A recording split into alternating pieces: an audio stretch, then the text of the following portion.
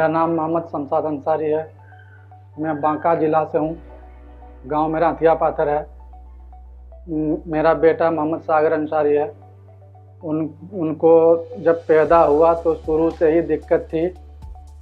उनको जैसे गांव में लोकल डॉक्टर को दिखाए तो निमोनिया बता रहा था, पेट में दर्द बता रहा था। फिर आगे तक हम गए तो फिर वहाँ पे टेस्ट होने के बाद बताया कि हाइड्रोसिल में इनको ट्यूमर है। तो फिर आगे भी हम गए और दूसरा हॉस्पिटल, तो इनको सर्जरी भी हुआ। सर्जरी होने के बाद 1 महीना तक करीब सही रहा। उनके बाद फिर से इनको फीवर शुरू हो गया। शुरू होने के बाद तो इनको जहाँ पे सर्जरी हुआ था उस डॉक्टर ने बताया था कि इनको कैंसर का लक्षण है।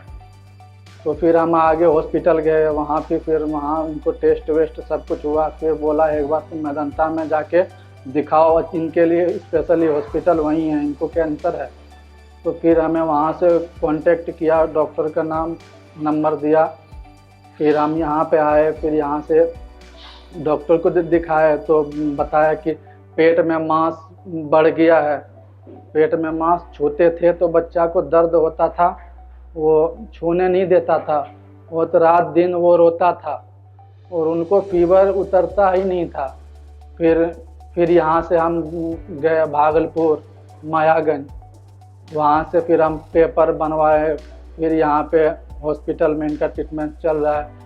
आज मैं जिस बच्चे के बारे में आपसे बात करना चाहता हूँ उसका नाम सागर अंसारी है। ये बच्चा हमारे पास आज से 3 साढ़े 3 महीने पहले आया था।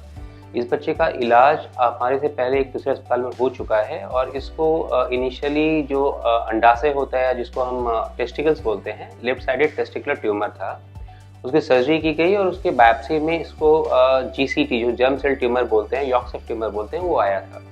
इस बच्चे को उसके बाद ऑब्जर्वेशन रखा गया था, जो कि ऑब्वियस एक नॉर्मल जो ट्रीटमेंट होता है उसके हिसाब से रखा गया था। बट उसके अराउंड 6-7 दिनों के बाद इसकी AFP लेवल बढ़ने लगी और जो कि इसकी ट्यूमर मार्कर है। और उसके कुछ दिनों के बाद इसके पेट में एक मांस बढ़ना शुरू हुआ और ये बढ़ता गया। इसको कई बार डॉक्टरों ने बताया कि इसकी जांच कराइए, लेकिन इन कुछ कारण से फैमिली इश्यूज हो, फाइनेंशियल इश्यूज, जो भी कारण हो, इन्होंने इसकी जांचें नहीं कराई। ये बच्चा हमारे पास 3.5 महीने पहले आया और उस समय इसके पेट में बहुत बड़ा मांस था जिसका साइज अराउंड 10 × 8 × 9 सेंटीमीटर था। और साथ ही साथ जो AFP लेवल है वो भी काफ़ी बढ़ा हुआ था, अराउंड 71,000 के आसपास।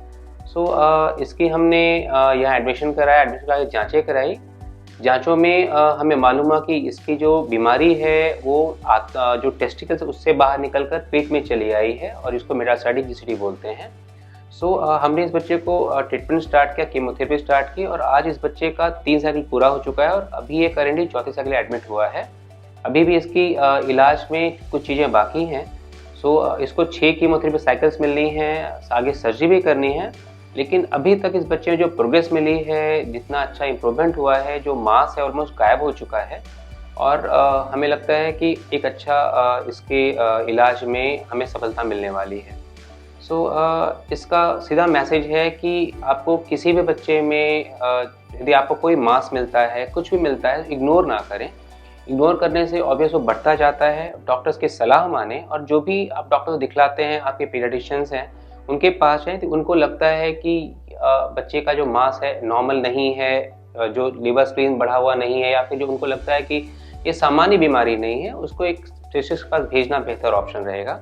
और ऐसी बीमारियों का इलाज बिल्कुल पॉसिबल है और अच्छे से होता है और ये बच्चा इसका एग्जाम्पल है और आशा करते हैं कि ऐसे जो भी बच्चे हमारे पास आएंगे उसका इलाज हम बेहतर तरीके कर पाएंगे। चूँकि ये बच्चा एक गरीब परिवार से बिलोंग करता है, जिसके कारण इसको इलाज का में सुविधा हो रही थी, ये आगे इलाज नहीं करा पा रहा था। तो वेदांता और बिहार सरकार के बीच एक पब्लिक प्राइवेट पार्टनरशिप, एक MOU हो चुका है, जिसके तहत हम गरीब बच्चों का इलाज करते हैं। इस बच्चे को हमारे पास भागलपुर मेडिकल कॉलेज द्वारा हमारे पास भेजा गया, वहाँ से रेफ़र किया गया और इस बच्चे का इलाज हम यहाँ कर पा रहे हैं। और ये बिहार सरकार की एक सराहनीय पहल है वेदांता के साथ मिलकर, जिससे हम गरीब बच्चों का इलाज कर पाते हैं। हमारा बेटा ठीक हो रहे हैं, अब कोई दिक्कत नहीं। इतने बड़े हॉस्पिटल में इलाज करा रहे हैं, अभी तक हमारा कोई पैसा नहीं लगा है, हमारा इलाज फ्री में हो रहे हैं। इसके लिए मैं बिहार गवर्नमेंट को और मैदानता को और डॉक्टर अमित कुमार को बहुत बहुत धन्यवाद करता हूँ।